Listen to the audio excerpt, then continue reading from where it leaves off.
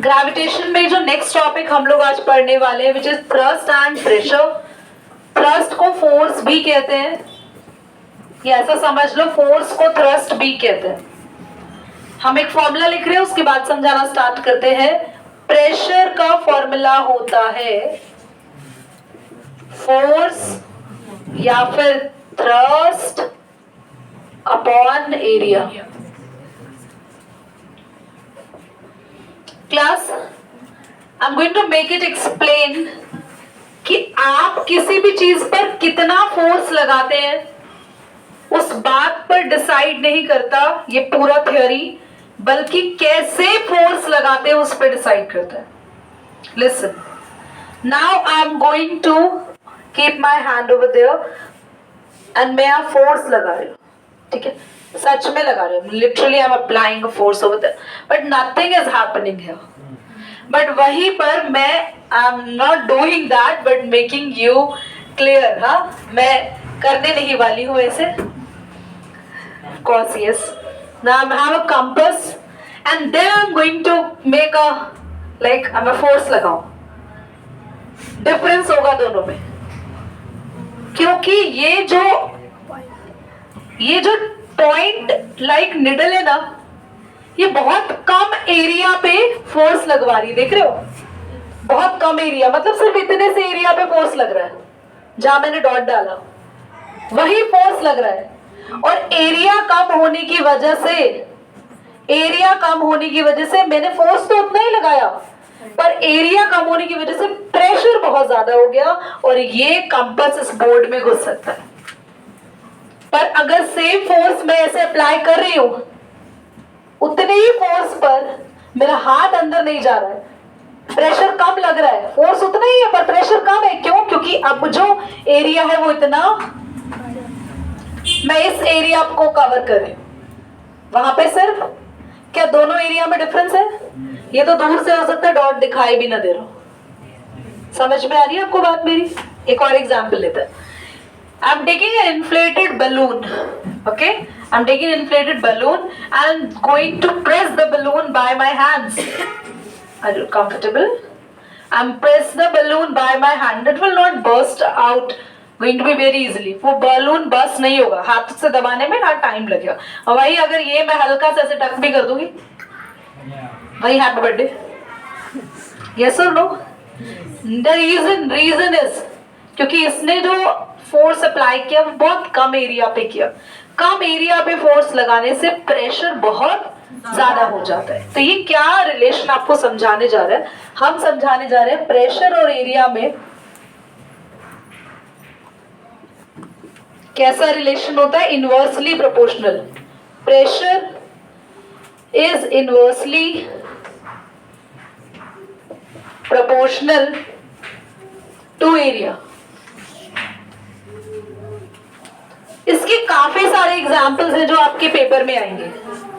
सबसे बढ़िया एग्जाम्पल अगर हम समझे तो हमारे स्कूल बैग का होगा। हमारे स्कूल बैग, जिन्होंने चैप्टर मुझसे पढ़ा ऑलरेडी इन टर्म 1 और sometime else, so please अभी वो ना बोले, they have to keep quiet and just listen, let them, others should start it, okay? School bags, straps काफी मोटे होते हैं, वहीं पर अगर स्कूल बैग में ऐसे पतले पतले स्ट्रैप्स लगा दे और भी पतला कर देते हैं इसको हम, देख रहे हो? ये स्ट्रैप से आप इतने भारी बैग को उठाओगे ना, आपके कंधे पे बहुत दर्द होगा, your shoulders pain। वहीं पर मैं स्ट्रैप को मोटा कर दूं, ऐसे फैला दूं, चौड़ा स्ट्रैप कर दूं ऐसे, no, my shoulder is not supposed to pain. एक और एग्जांपल, हील्स पहनती है लड़कियां ना, हील्स पहन के आप चल रहे हैं ऐसे एरिया में जहां मिट्टी ही मिट्टी है, डेजर्ट ही डेजर्ट है, हाँ, पूरा रेगिस्तान जैसा area, and you are walking and you have to do a ramp walk over there. No, you are not supposed to walk, क्योंकि हील्स पॉइंटेड है, बहुत कम एरिया पे हील्स टच करेंगी, तो एरिया कम होगा तो हील्स का क्या ज्यादा हो जाएगा, और आप हो सकता है आपका आधा पैर उसी में घुस जाए, आप बाहर नहीं निकल पाएंगी जानवी, समझे? तो you are not supposed to carry heels every time girls, okay? So there are so many examples. Knife का एग्जांपल लेते हैं। कभी नाइफ लिए हाथ में? हाँ, अच्छे कामों के लिए बात हो रही है। पता चले आप डराने के लिए छोटे भाई बहनों को बता रहा हूँ तुझे मैं, मम्मी देख रही है उससे पहले काम कर दूंगा, दे दे मेरा फोन हाथ में। It's suppose to like that, वो नहीं। तो नाइफ के दो एंड्स होते हैं, एक ब्लंट और एक होता है आपके पास शार्प। नाइफ के दो एंड्स होते हैं, उन बच्चों को पता होगा जिन्होंने कभी नाइफ हाथ में लिया, वरना जिनको बनाना भी आज तक उनकी मम्मी काट के देती है ऊपर नमक लगा के और तो उनका तो बेटा जिंदगी, we are not supposed to say that. On चल रहा है ना प्राची, बेटा आप ना गुफ्तगू में रहते हैं, पॉज करे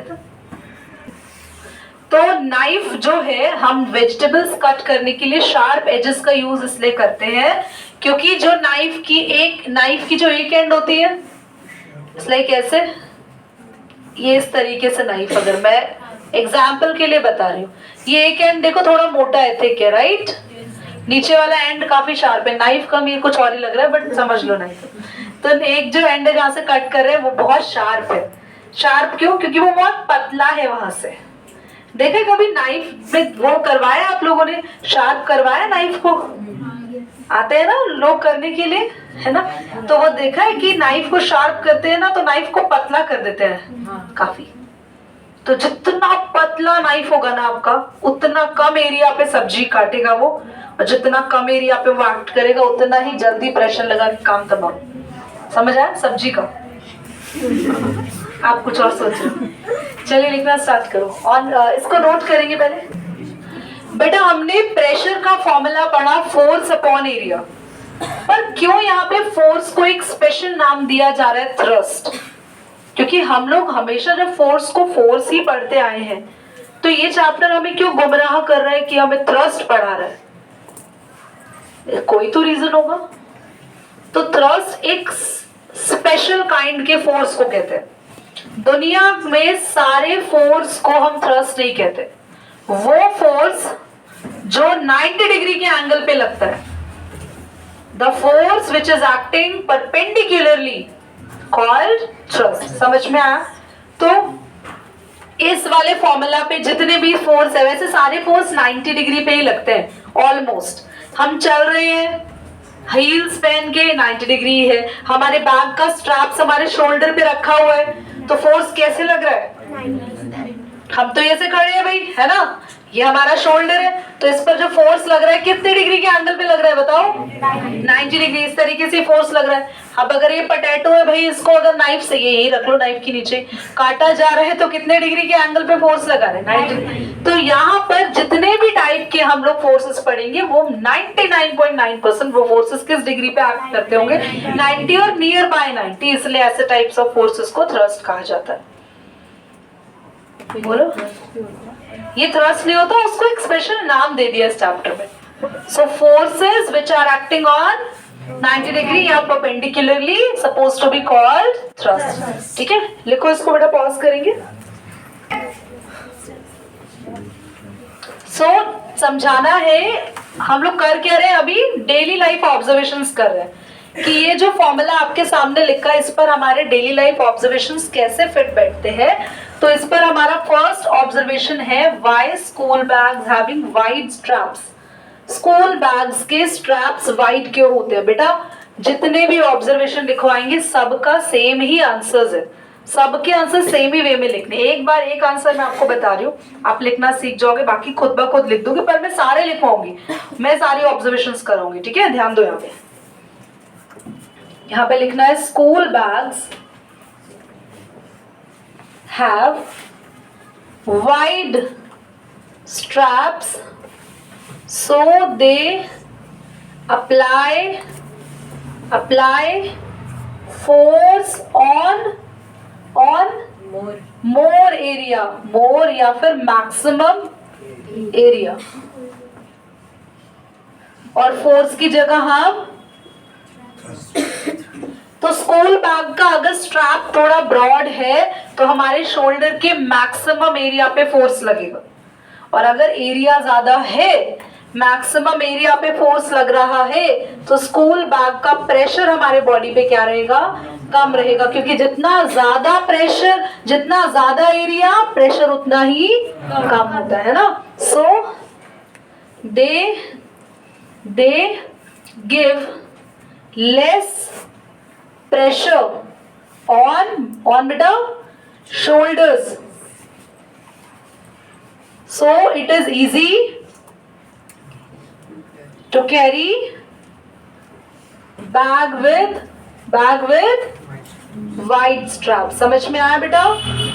आपने कभी देखा है पुराने जमाने में ना वो सब्जी वाले थैले होते हैं ना, तो जो मम्मी घर में बनाती थी, कभी किसी ने देखा हो तो पुराने दादी नानी के पास जरूर कोई देखा होगा. तो इट्स अ क्लॉथ बैग. आजकल भी मिलने लग गए हैं वापस कई मॉल्स में, कई स्टोर्स में क्लॉथ बैग्स मिलने लग गए हैं. आप देखो तो वो जो बैग होता है उस बैग का ऐसे पतला सा स्ट्रैप होता है ऐसे, है ना.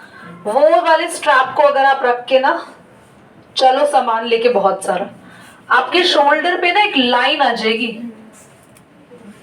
और वो इतनी स्ट्रॉन्ग लाइन होगी शोल्डर पूरा पेन करेगा. तो आप लोग उस बैग को यूज कर सकते हैं स्मार्टली.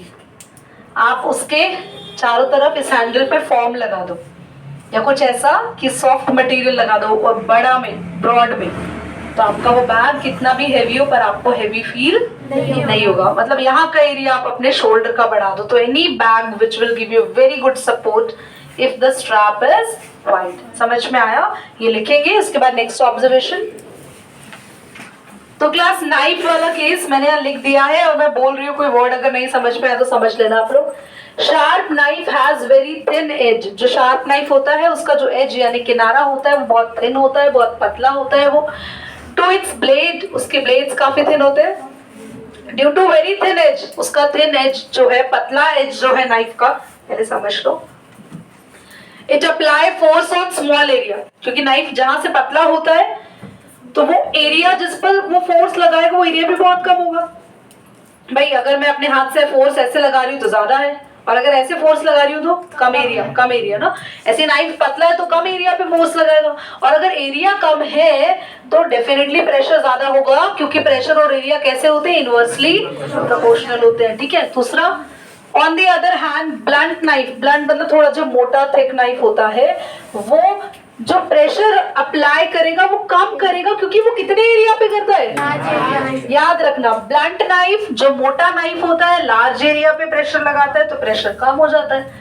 वहीं पर जो थिन नाइफ होता है, थिन एज जो होता है, वो कम एरिया पे प्रेशर लगाता है तो प्रेशर बहुत ज्यादा होता है. क्लियर? बस पूरा फंडा इसी पे बेस्ड है. एरिया कम हो गया प्रेशर ज्यादा हो गया, और प्रेशर जहां पर ज्यादा है वहां एरिया कम, पर जहां एरिया ज्यादा है वहां पे प्रेशर कम.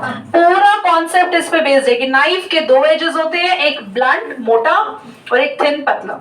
जो पतला है, थिन है, वो एरिया कितने एरिया पे फोर्स लगा रहा है? वो कम एरिया पे तो प्रेशर ज्यादा लगाएगा. वेजिटेबल्स आराम से चॉप हो जाएंगी. पॉज करो बेटा. नेक्स्ट लिखेंगे. यहाँ आप नीचे बैठेंगे बेटा, ध्यान दीजिएगा.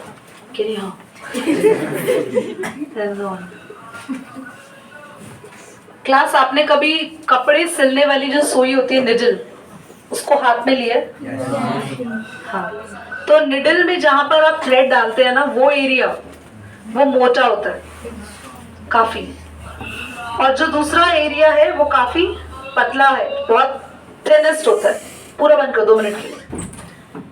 When I was used to stitch at the first time, I don't know the right age, when I was used to like handle the needle.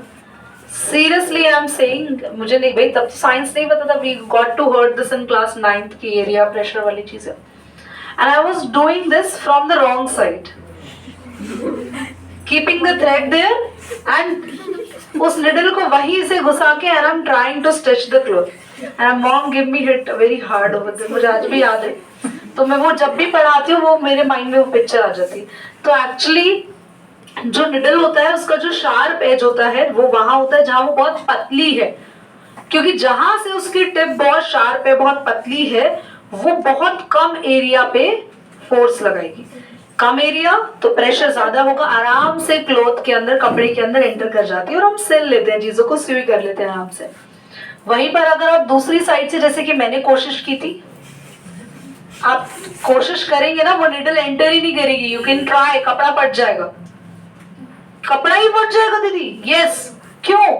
क्योंकि उस टाइम पर आप जो फोर्स लगाएंगे उससे तो निडल घुसेगी नहीं अंदर, क्योंकि निडल क्या है?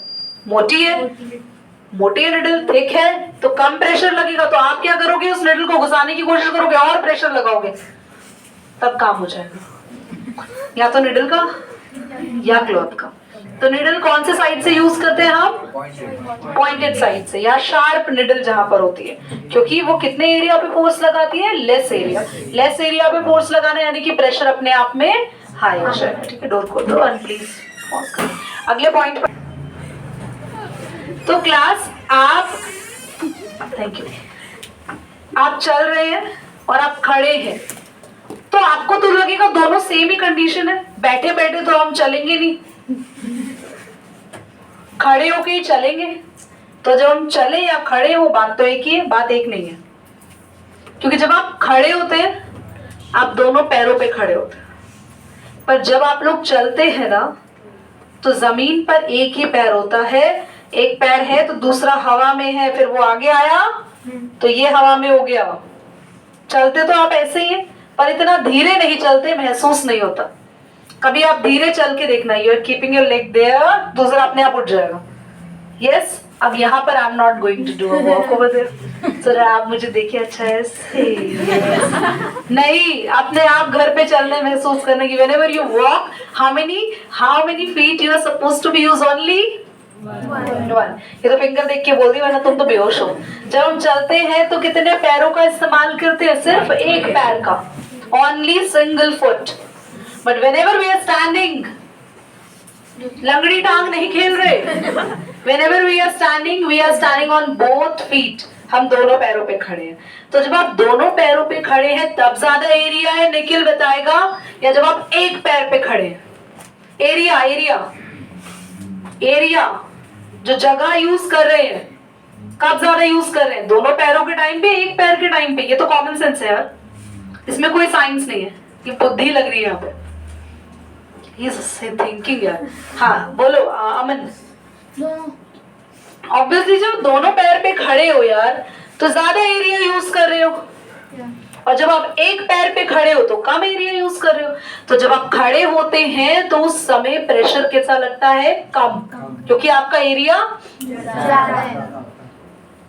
और जब आप चलते हैं तो आप एक पैर का इस्तेमाल करते हैं, जमीन पर एक बारी में एक ही पैर रहता है, क्योंकि दूसरा हवा में आ जाता है, तो एरिया कम, प्रेशर ज्यादा। इसीलिए ना कभी नोटिस करना, जो वो रोप पे चलते हैं ना लोग, है ना, स्ट्रीट प्ले करने नहीं आते, स्ट्रीट प्ले करते हैं, जो दोनों तरफ लकड़ियां रख देते हैं, रस्सी बांधकर उस पे से चलते हैं, वो यही लॉजिक इस्तेमाल करता है।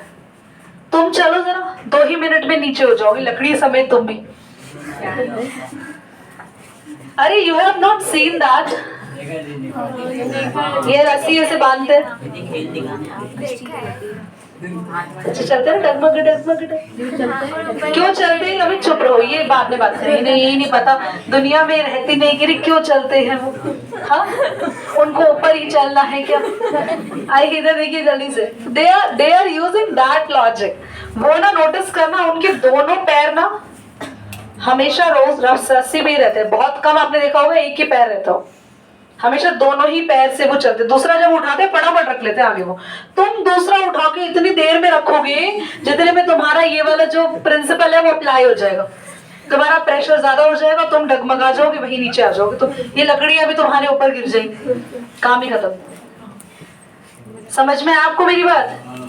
तो जब भी आप किसी ऐसी जगह खड़े, नाजुक है, सपोज कभी ऐसा, भगवान न करे ऐसा कभी हो, कभी तो बड़ा ऐसी जगह की खड़े नाजुक है, तो उस समय आप चलना प्रेफर मत करना, क्योंकि जब आप चले तो आप अप्लाई करोगे ज्यादा प्रेशर, क्योंकि एरिया कम हो जाएगा। आप खड़े रहना प्रेफर करना, क्योंकि आप दोनों पैरों से खड़े हो तो गिरोगे नहीं, वो चीज नहीं टूटेगी, क्योंकि आपका प्रेशर कम रहेगा। समझ में आया? पॉज करिए।